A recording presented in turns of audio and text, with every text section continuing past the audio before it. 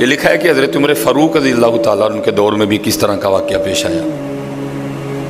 وہ ایک نوجوان تھا، حسین و جمیل تھا، اللہ نے حسن عطا کر رکھا تھا بڑا۔ اس نے جب بھی نماز پڑھنے کے لیے آنا نا تو راستے میں ایک عورت تھی، اس کی نظر پڑتی، اور یہ کہا گیا ہے کہ جو نظر ہے یہ شیطان کے تیروں میں سے ایک تیر ہے حضرت، اسی لیے تو حضرت جی نظریں جھکا کے چلنے کا حکم دیا گیا ہے، کیونکہ جو نظر ہے یہ شیطان کے تیروں میں سے ایک تیر ہے حضرت جی۔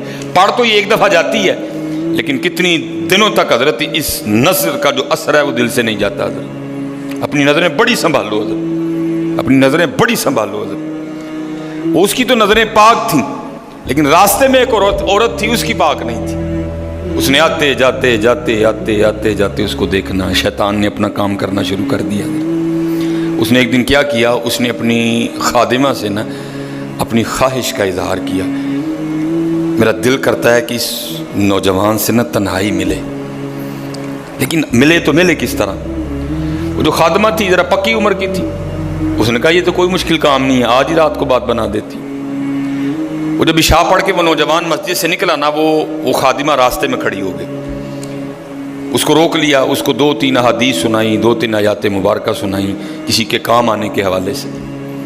ہمارے گھر میں مرد کوئی نہیں ہے، کچھ وزنی سا سامان اٹھانا ہے، اگر آپ اٹھا دیں تو بڑی نوازش ہوگی، اللہ راضی ہوگا، اللہ کے رسول راضی ہوں گے، کہ کوئی مسئلہ نہیں۔ اسی طرح ہوا حضرت، وہ گھر لے گئی، پچھلے کمرے میں لے گئی، وہ جیسے کمرے میں داخل ہوئے وہ عورت پہلے موجود تھی، اس نے جناب اندر سے چٹکنی لگا لی اور اس کے سامنے اپنی خواہش کا اظہار کیا۔ جیسے میں نے کہا نا بڑا مشکل موقع ہوتا ہے، لیکن وہ نوجوان ہماری طرح کا نوجوان نہیں تھا، وہ قرآن والا نوجوان تھا، اس کا تعلق قرآن سے مضبوط تھا۔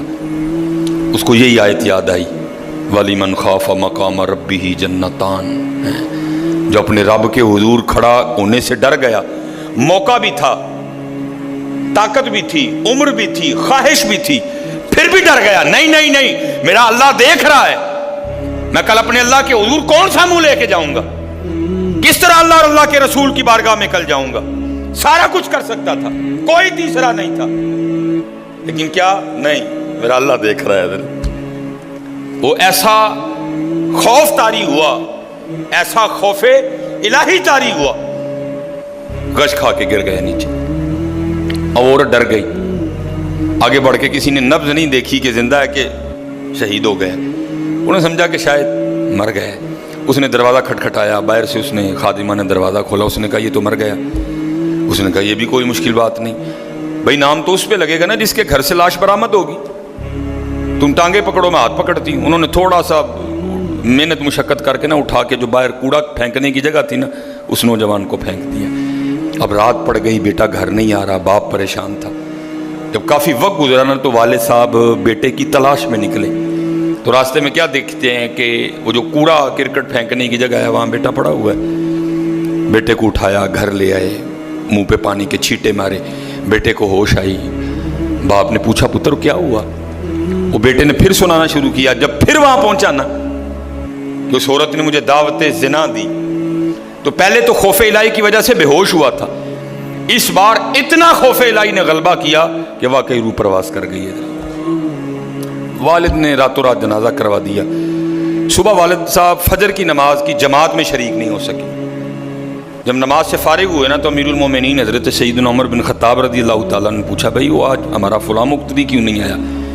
لوگوں نے ساری بات سنائی، حضرت جوان بیٹا تھا، انتقال کر گیا، رات ہی کو جنازہ ہو گیا، شاید اس وجہ سے حضرت نہیں جماعت میں تشریف لا سکے۔ آپ نے فرمایا چلو اپنے بھائی کے غم میں شریک ہوتے ہیں۔ حضرت سیدنا عمر فاروق رضی اللہ تعالیٰ عنہ آئے، باتیں ہوتی رہیں، آپ نے بیٹے کے انتقال کی وجہ پوچھی، بیٹے نے ساری بات سنائی۔ آپ نے فرمایا اچھا تیرے بیٹے کا انتقال خوف الہی کی وجہ سے ہوا ہے؟ تو اللہ تو فرماتے ہیں وَلِمَنْ خَافَ مَقَامَ رَبِّهِ جَنَّتَانِ، اور جو ہمارے رب حضور کھڑا ہونے سے ڈر گیا اس کے لیے 2 جنتیں ہیں۔ تو چل پھر مجھے ذرا اپنے بیٹے کی قبر پہ لے کے چل حضرت ہے۔ لکھا ہے حضرت عمر فاروق آپ اس کے بیٹے کی قبر پہ تشریف لے، اس کی قبر پہ کھڑے ہو کے اس نوجوان کو باہر سے مخاطب کر کے فرماتے ہیں، اللہ فرماتے ہیں وَلِمَنْ خَافَ مَقَامَ رَبِّهِ جَنَّتَانِ، اور جو اپنے رب کے حضور کھڑا ہونے سے ڈر گیا اس کے لیے 2 جنتیں ہیں۔ اے نوجوان اب آگے تو بتا اللہ نے تجھے 2 جنتیں دیں کہ نہیں دیں؟ تو لکھا ہے قبر سے جواب آتا ہے امیر المومنین رب سچا، رب کا رسول سچا، رب کا قرآن سچا، میں جیسے ہی قبر میں آیا ہوں اللہ نے مجھے 2 جنتیں عطا کر دی ہیں۔ بچو اس سے بچو حضرت، اس دور کا سب سے بڑا فتنہ حضرت، اس سے بچو حضرت، اور خود نہیں بچا جاتا حضرت، اپنے اللہ کے حضور بار بار گڑ گڑاؤ یا اللہ سانو بچا لے۔ اور پھنسایا حضرت ہمیں انہوں نے اس طرح ہے، ہمارے معاشرے کو انہوں نے اس طرح کا بنا دیا ہے کہ یہاں زنا بالکل بری چیز نہیں سمجھی جا رہی، لوگ فخر سے بتاتے ہیں، اور یہ قرب قیامت کی نشانی ہے۔ لوگ گناہ کر کے فخریہ بتایا کریں گے۔ آج کا نوجوان فخریہ بتاتا ہے، جی میری اتنی گرل فرینڈز ہیں، آج کا نوجوان فخر سے بتاتا ہے یہ قرب قیامت ہے، یہ نشانی ہے قیامت کی۔